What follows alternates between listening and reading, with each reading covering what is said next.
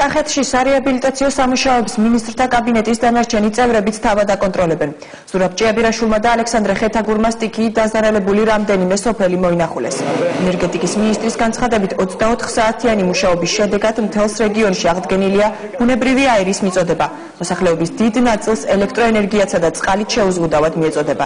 დაზარალებული მოსახლეობისათვის სურსათის, აგროქიმიკატებისა და საწვავის დარიგება უწყვეტ რეჟიმში ხდება.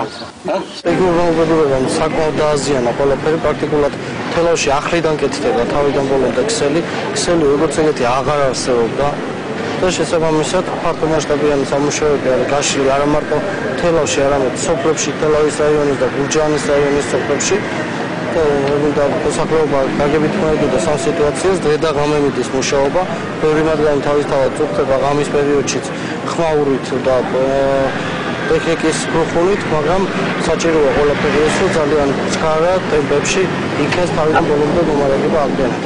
24 საათის რეჟიმში ჩვენ ვაგრძელებთ მუშაობას. მინდა გითხრათ, რომ ძალიან ინტენსიურად დაიწყო მოსახურავების გადახურვა, ასევე ჩვენ როგორც ქალაქ თელავში, თელავის რაიონის, გურჯაანის რაიონის და სხვადასხვა ჩვენ დაზარალებული რაიონის სოფლებში უკვე ვარიგებთ სასურსათო პაკეტებს. კომუნიკაციები რაც უფრო დროულად ის უფრო მასშტაბურად ხდება და მე ვფიქრობ, რომ ძალიან მოკლე ხანში უნდა იყოს რეგულირებული სტიქიის შედეგი. დაზარალეთ, აბა როგორ ფიგურებ, ძალიან დაზარალეთ. მოვიდნენ დახმარება და მეხმარებიან.